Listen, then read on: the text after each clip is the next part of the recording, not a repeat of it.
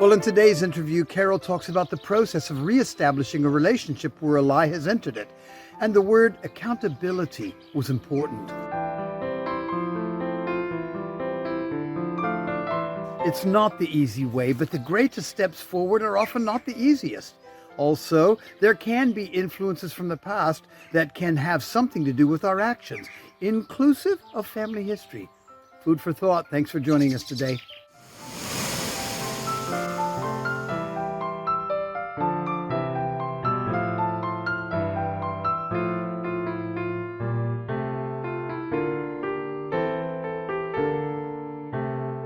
Okay, once you know that you have been lied to, I'm assuming that you can no longer trust that person.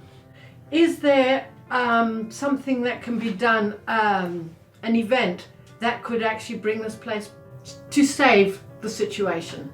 Oh, absolutely. Absolutely. There is always a road back. And I think with lying, the road back is that the person who's doing the lying actually takes accountability for the lie. Right. They take responsibility for the lie. And that really looks like apologizing. It looks like explaining. So they've got to admit it? Admit it. Say what the lie was in full. Yeah. What the impact was on the people around them. Yeah. And then really explain what they're going to do about not having it come up again. Yeah. So there isn't a pattern.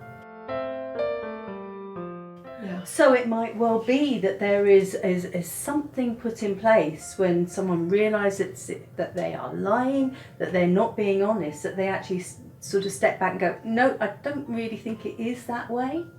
They look at, and there is always a road back. Right. This could actually be looked on as a generational curse, because quite often people who are caught in infidelity, you'll find that a parent or a grandparent or somebody else has done it before them. And there is a way of actually cutting it and saying, thus far and no further. Would you agree with that?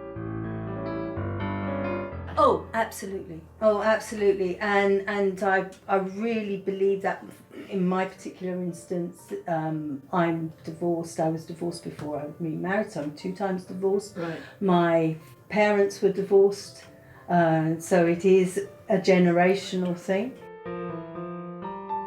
I really believe that when you take responsibility for your own lie, for whatever, in this particular case, if it was infidelity, but I really don't want that.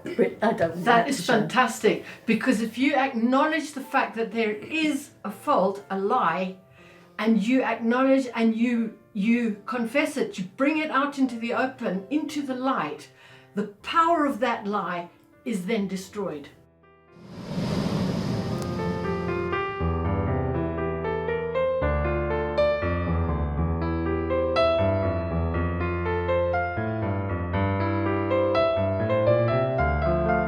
Well, we can see from Carol's perspective that reconciliation was the target and not rupture.